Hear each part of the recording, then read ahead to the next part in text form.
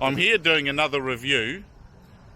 This one's probably the weirdest one I've probably done for a while and probably ever will do, because this is a review of the Loop ride share concept and cars. See, Loop on the car.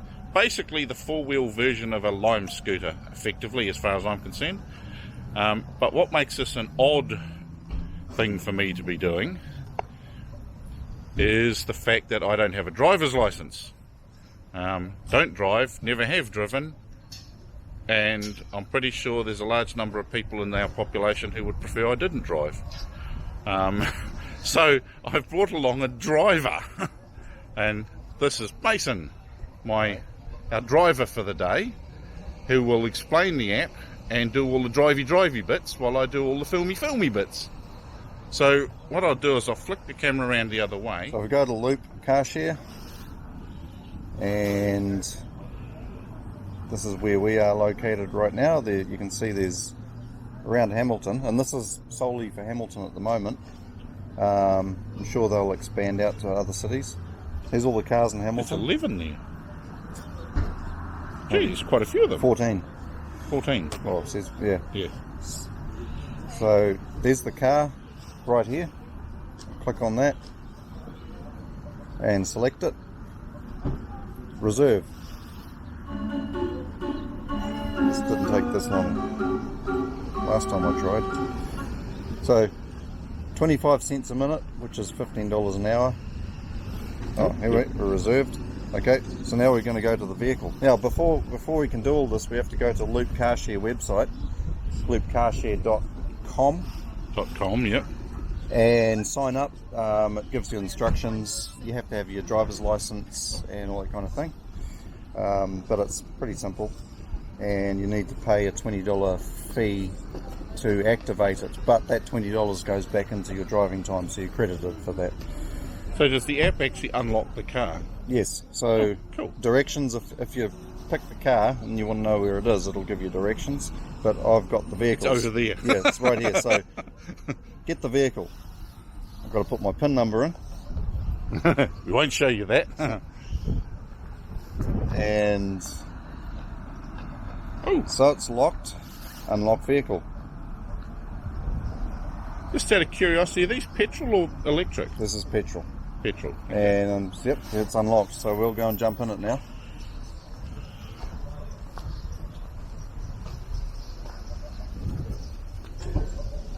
Now, if you look over in the glove box, your keys are here. This is a push-button start vehicle, so I don't actually need to get the key. It's in there, but I don't need it because it's a push-button start. Oh, okay. So that can just stay there. Right, hang on. Get me here. Yeah. I don't know. Oh yeah. So since I reserved it, I started paying by the looks because Put the seatbelt on, so you don't have to do all this pissing around on a push bike or a Lime scooter. Yeah. Right, I'm gonna start it. So here's the start. Now all the cars are different. This is a Holden, whatever it is. I know there's what are the other ones? Anyway, this is a Holden.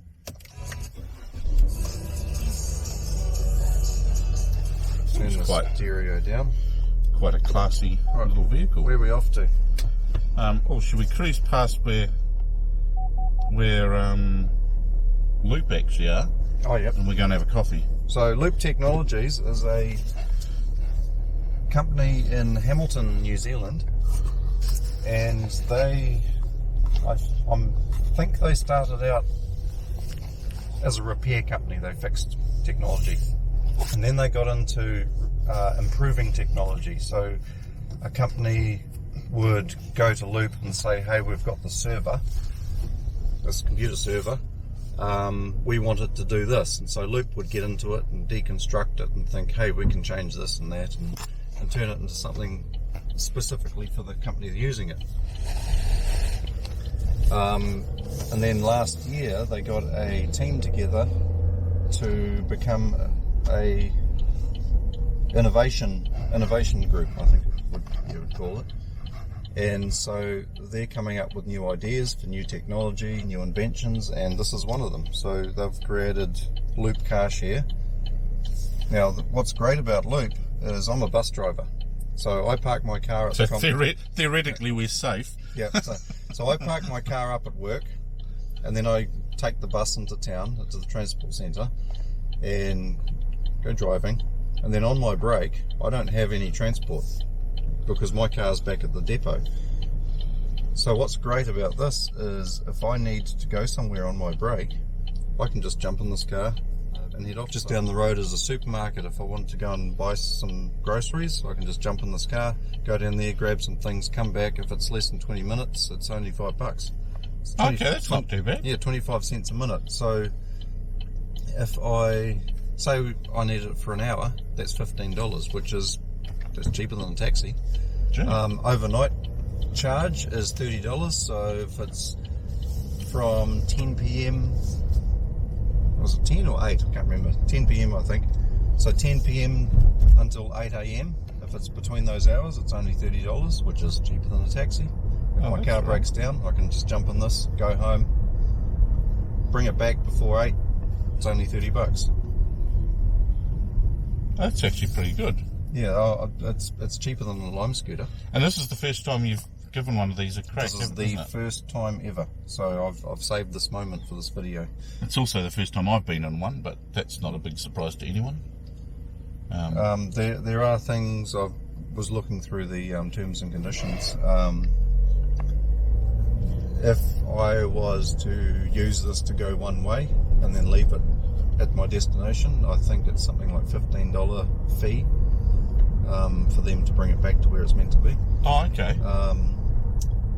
There's cleaning fees, so if I was to spill milkshakes and smoke and all that kind of thing in this car, there's quite a hefty cleaning fee involved. Not allowed to smoke in these, by the way. Oh, okay. But yeah, you do get charged, and because your credit card details are in the system, if you were to damage the vehicle or mess it up or anything, they will charge you straight from your credit card. Okay. Which is fair enough. Oops, Yeah. It's not indicated. Yes, this is not a bus. No. Well, Well, it's quite a nice car, this one.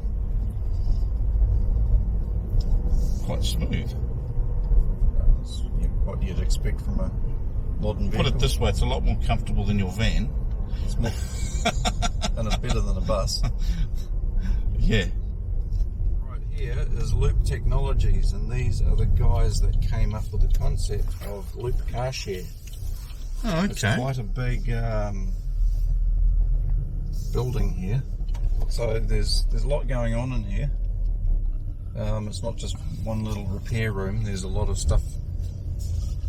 We're out here at Camarosa Caf restaurant place. It's right beside a strawberry farm, and I forgot to check if the ice cream place was actually open. But they do real fruit strawberry ice creams out here as well. And we've driven out here in a Loop car to see what they're like. And nice. It's a late model car, so it's a nice drive. And apparently the process of getting to use it's relatively straightforward. But Mason's now he's sitting opposite me, is now going to explain a couple of things about the setting up with the app and everything like that, and how it works. Right. Yeah, so to begin with, I went to the loopcarshare.com website, and I go create a new account. And then you get emails and texts, basically with different prompts to verify your email, verify all your details. Once you're signed up, the thing that caught me was you needed a PIN number to be able to unlock the car, and I thought, well, I didn't even register a PIN number. Through some searching, I found that they send you an email with the PIN number, but that email ends up in the spam folder. So remember that when you sign up. Once you've signed up, it'll ask you to pay a $20 fee, that gets credited to your account, so you don't lose that $20. That goes toward. That's what I'm using today to drive this car. And then you're asked to take a photo of the front and back of your driver's license, and then you have to ask permission to use your camera on your phone, and then you have to put your face within the oval. It'll take a photo, and then it'll voice prompt will say move your head slightly to the right, and then we'll take another photo, and then you're done. You're ready to go. I would guess that possibly does it match that against the photo on your driver's I would license? say so, because I think it's all automated, because then it asks you, once you've done that, it'll ask you to verify the details. So it'll give you all of the details of your license, and you have to go through, and what I had to do was change the expiry date, because it had the date of when I first got a license as the expiry, so I had to change that to the actual expiry date. So I think it's OCR, which is optical character recognition. So it automatically takes the details. Oh, okay. Then you have to verify, make sure your name's spelt right and all that kind of thing. So yeah, and then when I first went to use the car, I didn't have the PIN number. As I said, go into your spam folder, it'll be in there. Then you can get to change it to it'll be a default PIN number. You change it to the one that you want. So other than those minor, first world hassles, it seems pretty straightforward to use. We've been going 42 minutes and 14 seconds so far. What I've found is at the bottom you got end trip. So I tried it. I'll do it now. End trip. Because we're out at this cafe. What's it called? Camarosa Cafe. Out of Hamilton. It's checking vehicle is inside. Try it again. End trip. And it checks if your keys are in, engine is off, vehicle is outside of station. So I can't actually end the trip, so I'm still paying for the car until we get it back to the transport centre where I got it from. Oh, okay.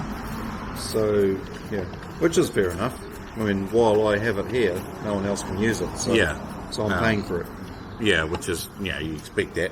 But the process seems pretty simple. It's easy. It's I suppose the process is relatively standard to a lot of things these days when it comes to making use of your smartphone to use anything.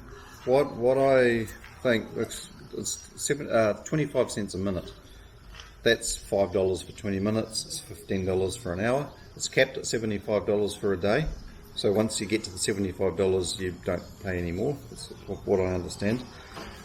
Now, I could go hire a car from a car rental, and it'll probably be less than that, like $60 or something like that. But the difference is, if I went to a car rental service, they need to have the cars there just to begin with. I know one particular place, usually there aren't any cars because they're all hired out. If you were to hire a car, you've got to sit down, you've got to go through the paperwork, they explain everything to you, all the terms and conditions. You've got to pay something like a $300 deposit, and then when you bring it back, so this is easy because you can just... Thank you. Thanks. Are you guys waiting on anything else? No, thanks. Just got our coffees. Yeah. Coffees at this. So car rental service there's a lot, it's quite involved, whereas this one I get the app, put my PIN number in, jump in, and I'm on my way. It's easy. I think Loop Car Share is I think it's an awesome idea, and from here it can only get better because I've only just started, so we're going to get new ideas. They're going to come, improvements. It's great as it is right now. I think it's going to be wonderful within the year or two. It strikes me as a good idea, and I think some people go on about the cost and all that sort of thing, but what I think they're forgetting is you're paying for the convenience of being able to not own a car, or at least not have your car with you, pick a car up, take it somewhere, use it, and drop it back. And it's not as cost effective as other systems sometimes, but it depends on how you're using it. Well, I have an e-scooter which I use to get to work because it saves me gas. If I were to not have a vehicle and just use my e-scooter, if I do need a car, it would still be cheaper to use these car shares than it would be to have to pay for insurance and maintenance and, you know, paying for gas, because this 25 cents a minute, that includes the gas. Paying for registration and warrant of fitness and all car that. repairs, and, you know, Yeah. it's just, as you say, convenience. It's like going to Foursquare and buying a bottle of milk for $6. It's a lot more convenient than having to go into a supermarket and, you know, muck around there. And it's just, yeah, it's the convenience.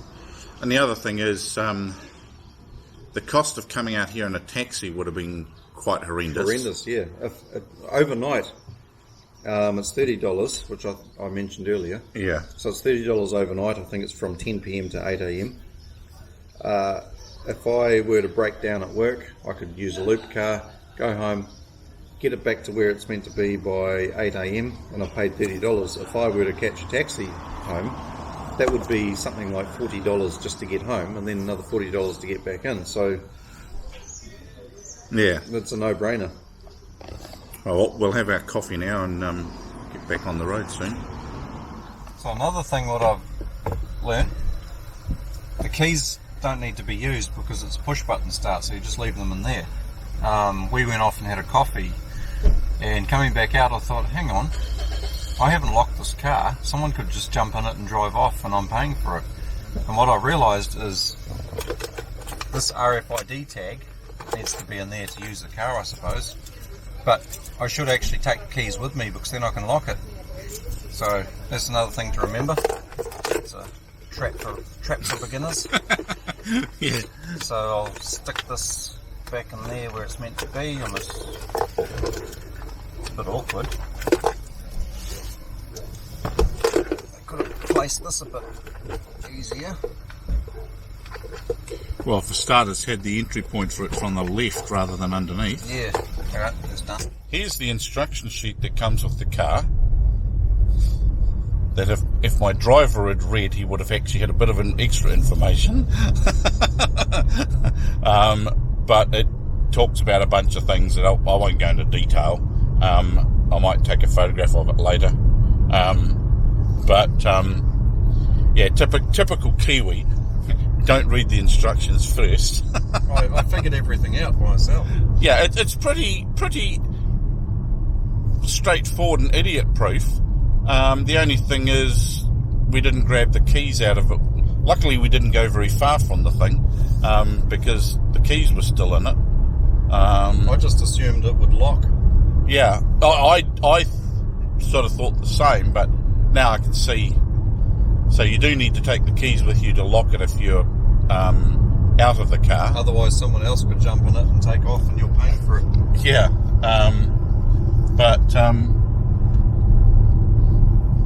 Still think this is a good idea, though. But the key thing that connects everything is the fact that you can use your phone to access an app to rent the vehicle and drive around without actually having to interact with another human being to do the rental part. And no deposit having to be paid. Oh yeah, no deposit.